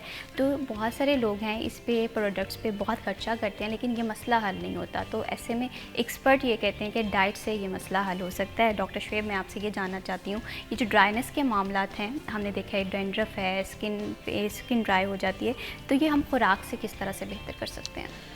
असल में ये मसला सबसे जो मेन मसला होता है ना, ये हमारी पानी की कमी के होता है। ठीक है। तो पानी तो हमने लाजिम लेनी है। ठीक है। लेकिन कुछ लोगों का इशू ये भी होता है कि इतने सर्दी, अब समझ लो हमारे सबात वाले साइड में बंदा जाएगा तो उधर तो लोग सर्दियों से मर जाते हैं, तो वो कहेगा कि इस मौसम में मैं पानी कैसे पीऊँ। बिल्कुल नहीं पिया जाता है। तो हम उसके अल्टरनेटिव कुछ सोर्सेज जो है समझ ले फ्रूट्स हो गए या कुछ सब्जियां हो गई जिसमें वाटर जो है ना उनकी मिकदार ज़्यादा हो, तो हम उसको ज़्यादा से ज़्यादा लेना शुरू कर दें। जितनी भी इन दिनों की सीजनल सब्जियां होंगी तो उसमें हमें वाटर की बड़ी अच्छी मिकदार मिलती है।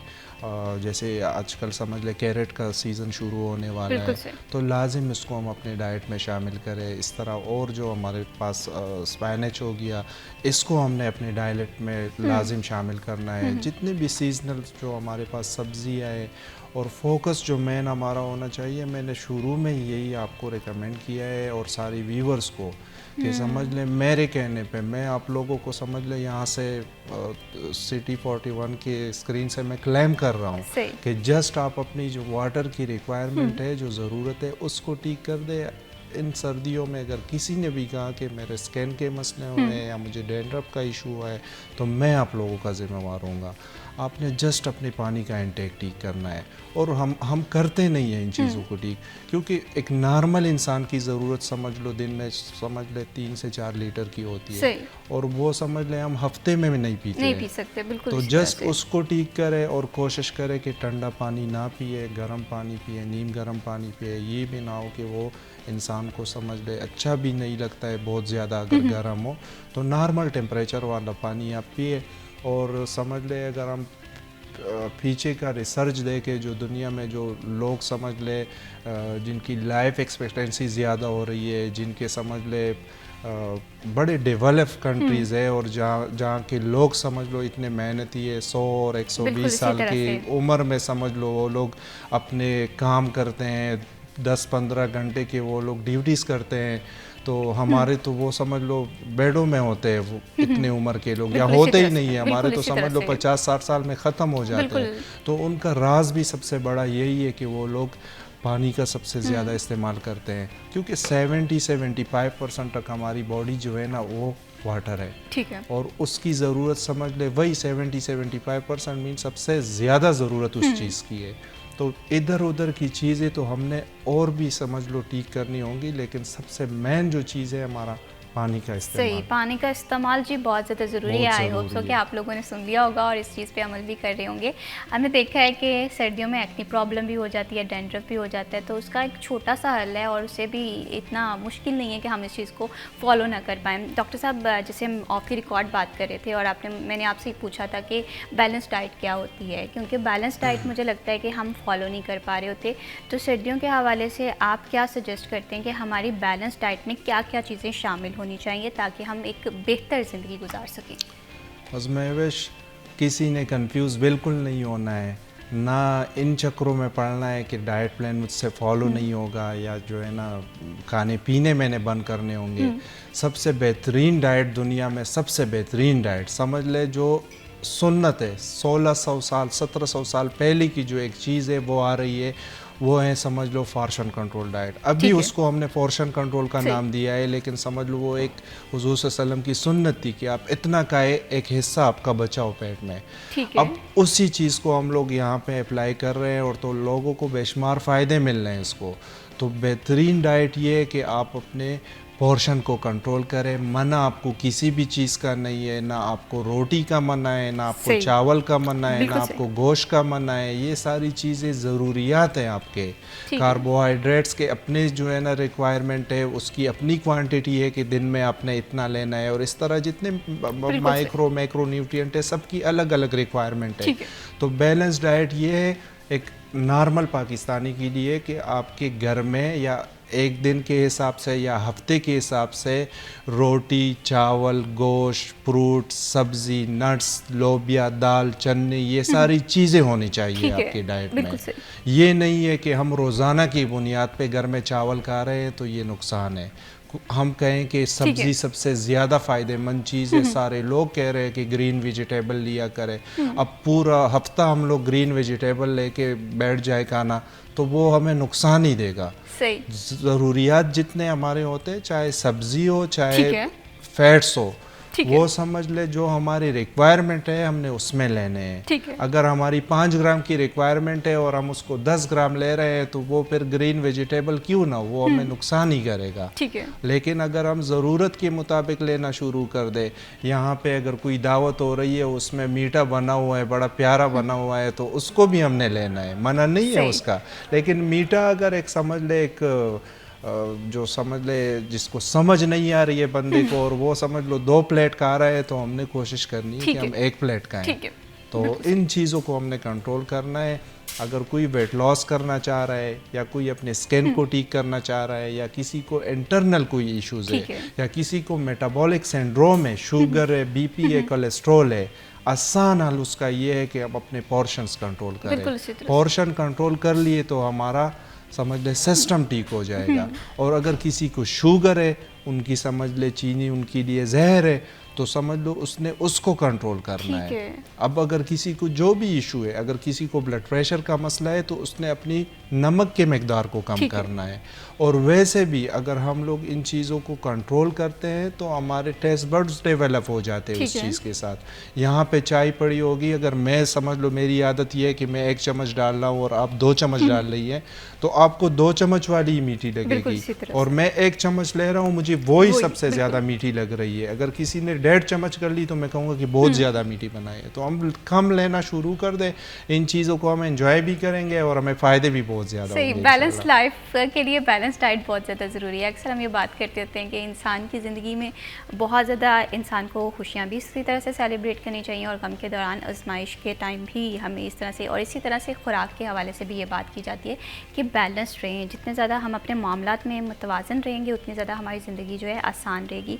यहाँ पर डॉक्टर शुएब, मैं आपसे ये भी जानना चाहती हूँ, क्योंकि फैसलाबाद के हवाले से बात करें, हम लोग बहुत ज़्यादा फूडी हैं। हमने देखा है कि जैसे ही विंटर का आगाज़ होता है, रात को ख़्वाबों पे रश बढ़ जाता है, बारबेक्यूज़ के प्लान किए जाते हैं, फ़िश का इस्तेमाल बढ़ जाता है, लेकिन साथ ही साथ ये सेहत के लिए तो अच्छे होते होंगे, लेकिन मसाला जात का इस्तेमाल भी इसमें बढ़ जाता है।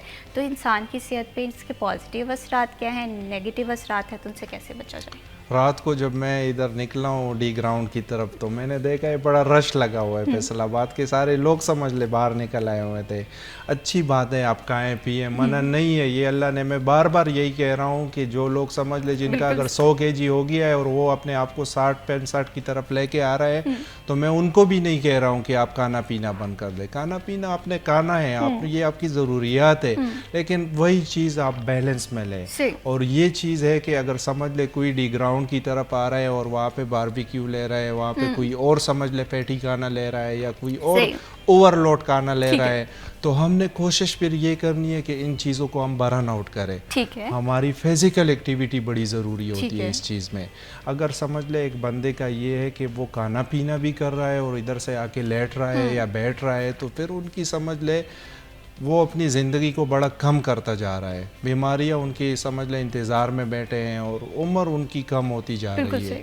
तो हम कोशिश करें कि अगर समझ ले किसी दिन हमारा खाना पीना या कोई सीज़न इस तरह का हो, समझ ले कि कल यहाँ पे बारिश शुरू हो जाती है और समझ ले पकोड़े समोसे वाला मौसम होता है, तो मना नहीं है, लेकिन हम लोग उसको समझ लो एक बैलेंस तरीके से खाएं और फिर हमारी उसके बाद एक्टिविटी ऐसी हो कि हम इन चीज़ों को बर्न आउट कर दें। सेहत के लिए बहुत ज़्यादा ज़रूरी है कि आप हर चीज़ खाएं, लेकिन बैलेंस तरीके से खाएं। सेहत का ख्याल बहुत ज़्यादा रखना ज़रूरी है। बहुत शुक्रिया डॉक्टर शुएब खान साहब, आपने प्रोग्राम में वक्त दिया। सेहत जो है 1000 नेमत है और इस नेमत का ख्याल रखने के लिए आप लोगों को थोड़ी सी स्ट्रगल करनी पड़ेगी।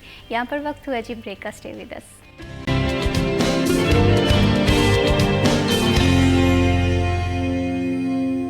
Welcome back after the break. आप देख रहे हैं सिटी एट 10 और प्रोग्राम में जी हम बात करते हैं सोशल मीडिया के हवाले से। आज का दौर बड़ा जदीद है। हम कहते हैं कि टेक्नोलॉजी बड़ी तरक्की कर गई है। सोशल मीडिया ने हमें तमाम तर लोगों को एक क्लिक से कनेक्ट कर लिया है, लेकिन इसके बाद हमारे रिश्तों में हम देखते हैं कि अनसर्टेनिटी आ गई है। हम देख रहे हैं कि मुस्तकिम नहीं है। हम ज़्यादातर अपना जो रुझान है, ज़्यादातर ट्रस्ट जो है वो ऑनलाइन दोस्तों पे करते हैं। आज के दौर में हमारे यंगस्टर्स के अगर रोल के हवाले से बात करें तो वो सोशल मीडिया के बगैर नहीं रह सकते। ये हमारे यंगस्टर्स को एम्पावर कर रहे हैं या मज़ीद उलझा रहे हैं, इस पर हम बात करेंगे। और इस टॉपिक पे बात करने के लिए जी हमें प्रोग्राम में ज्वाइन किया है माहिर नफ्सियात हैं इकरा खान। आइए खुशामदीद कहते हैं। अस्सलाम वालेकुम। कैसी हैं इकरा? ठीक ठाक, आप बताएं? अल्हम्दुलिल्लाह मैं बिल्कुल ठीक हूँ। Thank you so much for joining us this programme. Iqra, सबसे पहले अगर हम यंगस्टर्स के हवाले से बात करें तो हमने देखा है कि हमारे यहाँ आज की जो नौजवान नस्ल है वो सोशल मीडिया के बगैर नहीं रहेगी। बहुत कम उम्र में हमने देखा है कि हमारे जो बच्चे हैं वो इस टेक्नोलॉजी से हम आहंग हो गए हैं, जो किसी हद तक अच्छी बात भी है, लेकिन इसके नेगेटिव असरात आप क्या देखती हैं? अच्छा, अगर मैं इस हवाले से थोड़ा सा एक्सप्लेन करूं तो सोशल मीडिया एक बहुत अच्छा प्लेटफॉर्म है, ठीक है, हम इसको बुरा नहीं कह सकते, ठीक है। ये इंसान के ऊपर डिपेंड करता है कि वो इंसान किस तरह से उसको लेके चलता है।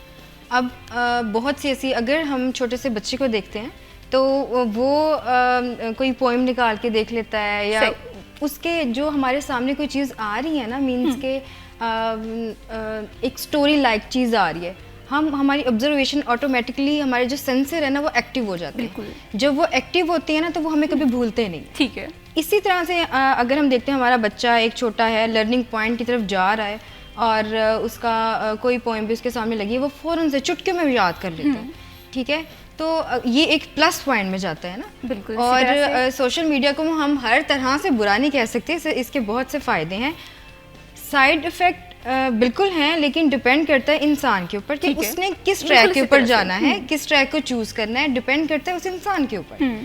सोशल मीडिया या कोई भी ट्रैक मुश्किल नहीं होता, ना ही बुरा होता है, इंसान खुद बुरा बनाता है उसे। बिल्कुल इसी तरह से ये हम पे डिपेंड कर रहा होता है कि हम कौन से एलिमेंट को चूज़ कर रहे हैं। लेकिन अगर हम यंगस्टर्स के हवाले से बात करें तो आपने भी ये बात नोटिस की होगी कि हमारी जो अवेलेबिलिटी है वो सोशल मीडिया पे ज़्यादा है। हम देखते हैं कि हम अगर एक गैदरिंग में भी बैठे हैं, हम अपने आसपास के इन्वायरमेंट को शेयर नहीं कर पा रहे होंगे। हमारी जो शेयरिंग है उस स्पॉट पे होते हुए भी सोशल मीडिया पे हो रही होगी, जिसकी वजह से मुझे ये लगता है कि हमारे रिश्ते जो हैं वो कमज़ोर होते जा रहे हैं। आप इस हवाले से क्या पॉइंट ऑफ व्यू रखती हैं?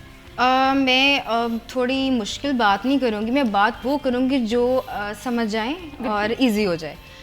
हम किसी भी माहौल में बैठे हुए हैं ना, हमारे बच्चे वहीं पे बैठे हुए हैं, हमारे बड़े वहीं पे बैठे हुए हैं, हमारे बड़ों की भी गलती है, हम अपने बच्चों को अपने साथ अटैच ही नहीं करते हैं। सही। इवन के कोई घर का मामला भी होता है ना, तो हम बच्चों से कहते हैं कि ये मामला हमारा आपस का है, बड़ों का है, आप साइड पे हो जाए। बच्चों को क्यों साइडलाइन करते हैं? सही। बच्चे ने मुआशरे से सीखना है, हम उसको साइड पे नहीं कर सकते। हाँ, हम उनकी जब हम आपस में बात कर रहे होते हैं तो उनको बताएं बेटे ये ऐसे है, ये ऐसे, हमने ऐसे लेके चलना है। अगर बच्चा आपका social media like mobile phone tab वगैरह यूज़ करता है तो आप उसको तरीके से गाइड करेंगे। आप उसको ये नहीं कि फ़ौरन से आपने छीन लिया, साइड पे कर दिया, पहले आपने खुद उसे छुट्टी दी हुई है और एकदम से आपने उसको जो रिस्ट्रिक्शंस लगा दिए हैं, इस तरह से वो बच्चा फिर साइको हो जाता है। और यही देखने में आया कि हमारे बच्चे बहुत सी बीमारियों के शिकार भी हैं, उनमें कॉन्फिडेंस नहीं रहा है। बिल्कुल ठीक है, और वो मोबाइल फ़ोन भी इसीलिए यूज़ करते, कोई सुनने वाला नहीं है। बिल्कुल इसी तरह। जब हम बच्चों से टॉकटिव होंगे, बात करेंगे, उनकी हर चीज़ को अंडरस्टैंड करेंगे, देन हमारा बच्चा हमारे हाथ में होगा। और बच्चा इस तरह का होता है कि हम जिस तरह से उसे मॉडिफाई करना चाहें वो कर सकते हैं। बिल्कुल इसी तरह से है, वो इन्वायरमेंट से बड़ा कुछ सीखता है। मैं अक्सर ये बात असरअंदाज होता है हमारा इन्वायरमेंट बच्चों के ऊपर। बिल्कुल इसी तरह से मैं अक्सर ये बात करती हूँ कि हमारे यहाँ पेरेंट्स ना अब रिस्पॉन्सिबल होने की ज़रूरत है। हमने देखा है कि हमारे यहाँ जो मदर ट्रीटमेंट देती हैं अपने बच्चों को, वो इस तरह से है कि बच्चों को फ़ोन पकड़ा दिया जाता है और वो सारा दिन फ़ोन पे लगे रहते हैं, जिसका असर आप देखती होंगे कि स्पीच थेरेपी बाद में करवानी पड़ती है, बिहेवियर डेवलप नहीं हो रहा होता। तो बीइंग अ पेरेंट्स हमें किस तरह से रोल प्ले करने की ज़रूरत है? सबसे पहला पॉइंट, किसी भी रिश्ते को आप ले लें, वो होता है ट्रस्ट। सही। बच्चों पे ट्रस्ट करना सीखें। अगर बच्चा आपको लगता है आपको शिकायत का मौका वो दे रहा है, आपको सही नहीं जा रहा, हर चीज़ को बीट कर रहा है, आप उसको कॉन्फिडेंस दें कि बेटा आप ये कर ही नहीं सकते। सवाल ही पैदा नहीं होता मेरा बेटा ये कर सकता है। ठीक है। मैं खुद कॉलेज में होती हूँ, पढ़ाती हूँ बच्चों को, तो मैं इस चीज़ों को बहुत सी ऑब्जर्वेशन मेरी है इन चीज़ों को लेके।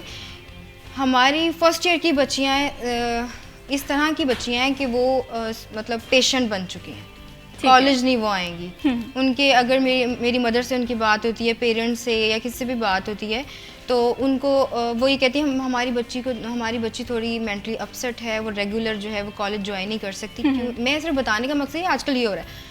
तो ये क्यों है? ये माँ बाप की वजह से है। सही। माँ बाप को चाहिए कि अपने बच्चों को साथ लेके चले। वो छुई मुई बच्चों को बनाया हुआ, क्यों बनाया हुआ आप लोगों ने? बच्चे बहुत स्ट्रॉन्ग है, बच्चों में बहुत एबिलिटी है, आप थोड़ा सा निचोड़ तो लें उनको। सही। तो बच्चे, मैं कहती हूँ हमारे हाथ में है, ये हमारी गलती है। हम सोशल मीडिया बच्चों के आगे वो चीज़ें खोल देते हैं जो उनकी इस उम्र की उन्हें पता भी नहीं होते, लेकिन वो देख रहे होते हैं। ठीक है, बिल्कुल इसी तरह से कार्टून्स के बेशुमार ऐसे मामला थे, आपने देखा होगा कि बच्चों में बहुत सारे ऐसे कार्टून्स हैं जो कि उनकी जहन के अकॉर्डिंग नहीं है, उनकी एज के अकॉर्डिंग नहीं है, लेकिन वो देख रहे होते हैं। उसके असरात उनकी तरबियत पे आ रहे होते हैं, उनके असरात उनकी नेचर में आ रहे होते हैं।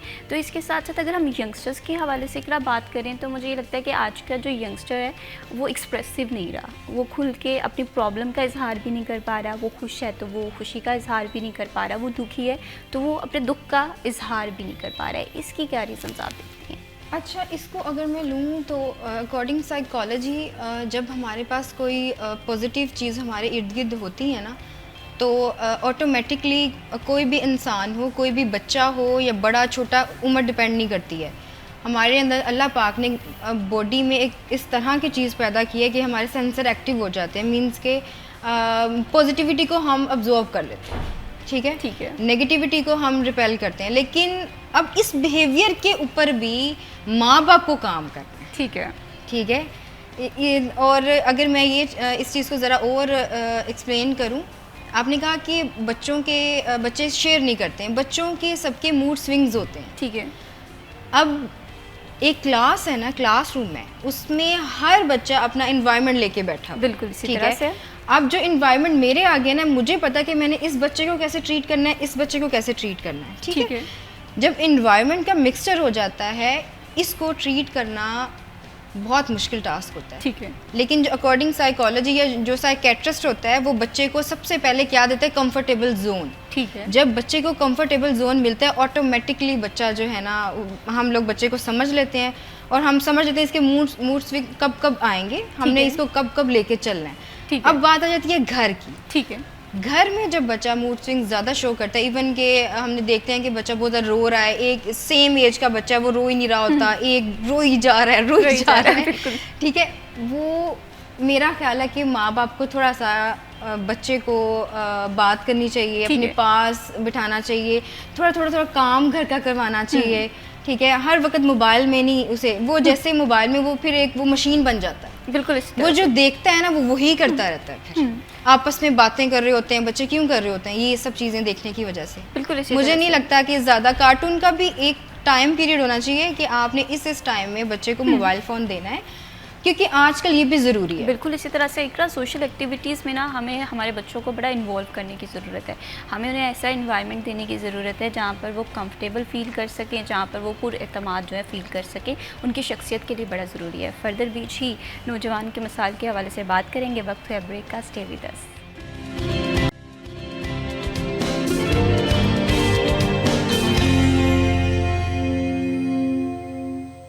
Welcome back after the break. आप देख रहे हैं सिटी एट 10 और प्रोग्राम में जी हम बात कर रहे हैं बहुत ही बुनियादी मसले के हवाले से।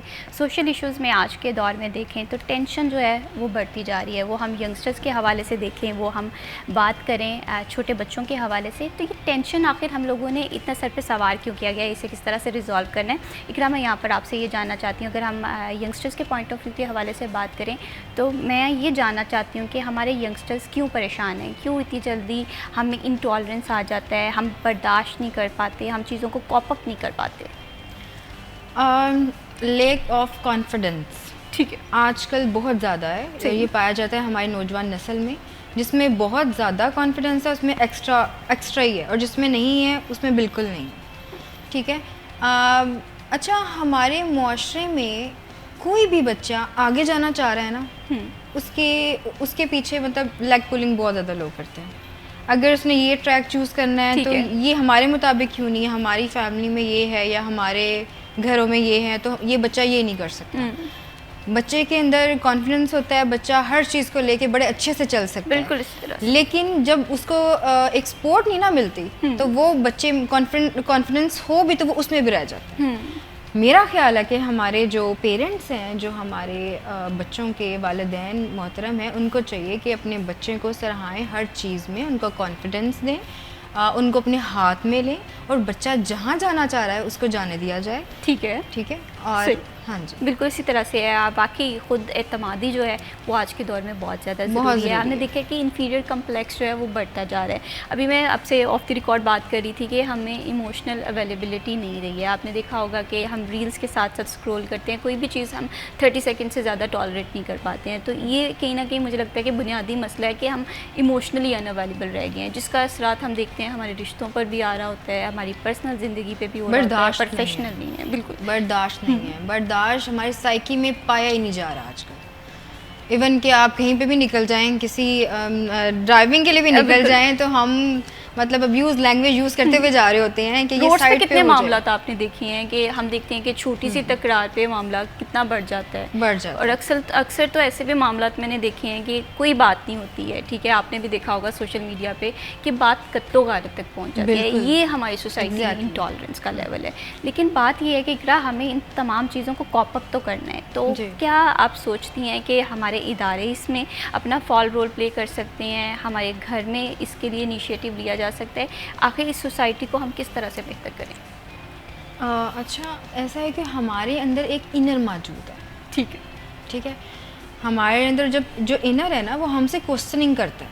सही। आपको ज़रा अजीब बातें लग रही होंगी मेरी। नहीं, आप बहुत ही अच्छी और बड़ी ही ये ज़रूरत है इस चीज़ पे बात करने की। जब हमारा इनर सेटिस्फाइड होगा ना, मींस इनर कैसे सेटिस्फाइड होगा, वो तब होगा जब हम अपने आप को सुनेंगे, हम अलग बैठ के अपना एनालिसिस करेंगे, अपने बिहेवियर का, अपने लोगों के साथ बातचीत करने का, each and everything included in this, ठीक है। जब हम ये चीज़ करना स्टार्ट कर जाएंगे, हमें पता चल जाएगा कि हम क्या सही करें क्या गलत करें। यार हमने उस बंदे के साथ ऐसा किया था अनफेयर, वो ठीक नहीं था। ठीक है। आप एक दफ़ा सोचेंगे, आप 2 दफ़ा सोचेंगे, तीसरी दफ़ा आप खुद कहेंगे कि मैंने ये चीज़ नहीं करनी। ठीक है। यहाँ पे एक और चीज़ आ जाती है, यहाँ पे एक चीज़ आती है, अगर बच्चा ऐसा सोचता भी है ना, या कोई इंसान ऐसा सोचता भी है, तो पेरेंट्स इतने एग्रेसिव होते हैं ना कि वो बच्चे जो है ना वो पेरेंट्स से ये चीज़ अडॉप्ट कर लेते हैं। अब वो उन बच्चों का कसूर नहीं होता, ये हमारे माँ बाप का कसूर होता है। बिल्कुल ठीक है। तो मेरा ख्याल है कि जो हमारे पेरेंट्स हैं उनको चाहिए कि थोड़ा सा बर्दाश्त, अगर खुद नहीं कर पा रहे, उनकी लाइफ थोड़ी गुजर चुकी है, तो वो बच्चों को ये चीज़ सिखाएं कि बेटे आपने बर्दाश्त करना है, बर्दाश्त का जो है मादा बहुत ज़रूरी है आपके लिए। और अल्लाह पाक भी इस चीज़ से बहुत खुश होते हैं और अल्लाह पाक सब्र भी देते हैं। बिल्कुल ऐसा नहीं है कि एक इंसान बर्दाश्त करे दूसरा नहीं कर पा रहा, उसमें ऐसा क्या है कि वो नहीं बर्दाश्त कर पा रहा। सही। जस्ट काउंसलिंग की ज़रूरत होती है और जस्ट मेकअप की ज़रूरत, या आप कॉन्फिडेंस कह लें। अदरवाइज हमारा हर इंसान बहुत अच्छा है, हमारा हर इंसान बहुत प्यारा है, बस थोड़े से अपने बिहेवियर को जो है ना मज़े और मुझे लगता है मैं अक्सर ये बात कहती होती हूँ कि हमारे जो अल्फाज हैं इकरा बड़ी ताकत रखते हैं। कोशिश ये करें कि इन्हें पॉजिटिवली यूज़ किया जाए, कोशिश ये करें कि इसकी वजह से किसी की दिल आज़ारी ना हो। लेकिन हम अक्सर औकात ये भी देखते हैं, अगर परेशानी के हवाले से हम बात कर रहे हैं, कि हम बग़ैर सोचे समझे इन अल्फाज का इस्तेमाल करते हैं और वो सामने वाले को किस कदर तकलीफ़ पहुँचा रहे होते हैं, किस तरह अजियत दे रहे होते हैं। ये चीज़ भी हमें सोचने की यहाँ पर मुझे लगता है ज़रूरत है। तो सोसाइटी में पॉजिटिविटी के लिए क्या क्या इनिशिएटिव लेने की ज़रूरत है? मुआशरे में पॉजिटिविटी तब आती है जब आप अपने आप को ठीक करते हैं। ठीक है। हर इंसान अपने आप को ठीक कर सकता है। मैं शॉर्ट वे में बात लेके जा रही हूँ, क्योंकि ये मुआशरा हमसे है ना, और हम किससे, इस मुआशरे से। हम हर चीज़ को अपने अंदर समा सकते हैं, हर चीज़ को मतलब इन सेंस के बड़े अच्छे तरीके से आगे लेके जा सकते हैं। एक इंसान अपने मुआशरे को अपने आप को ठीक अगर करके लेके चलता है, तो मेरा ख्याल है हम ब्राइट फ्यूचर की तरफ चले जाएंगे। हम कोई रहेगा ही नहीं ऐसा कि जिसको कोई मुश्किल आए या कोई नेगेटिविटी उनके माइंड में आए या कुछ भी ऐसा आए। अपने आप को ठीक कर लें। किसी कोई कुछ कह रहा है उसको कहने दें। ठीक है। आप उसके कैलिबर के तो नहीं है ना। सही, बिल्कुल इसी तरह उनको कहने दें। आप अपने आप को ठीक करो यार। आप अपने आप को ठीक करोगे, हर चीज़ आपको प्यारी लगेगी। बिल्कुल इसी तरह से है। इनर सेटिस्फेक्शन बहुत ज़्यादा ज़रूरी है। अपने इनर सेटिस्फेक्शन के लिए जितना हो सके उतना ज़्यादा काम करें। और मैं जब भी सोसाइटी की बेहतरी के लिए बात करती हूँ, मैं ये कहती हूँ कि अगर हम इंडिविजुअली अपना रोल प्ले करेंगे तो सोसाइटी में बेहतरी आना शुरू हो जाती है। बहुत शुक्रिया इकरा खान, आपने प्रोग्राम में जी वक्त दिया। हमेशा से पॉजिटिव रहें। आपकी पॉजिटिव अप्रोच जो है आपकी नेगेटिव सराउंडिंग को भी पॉजिटिव कर सकती है। लेकिन ज़रूरत इस चीज़ की है कि आप अपने अंदर कितनी पॉजिटिव रखते हैं, आप अपने प्रॉब्लम से किस तरह से टैकल करते हैं। कॉप अप करना बहुत ज़्यादा ज़रूरी होता है। इसी के साथ मैं भी शबीब को दीजिए इजाज़त। अल्लाह हाफ़िज़।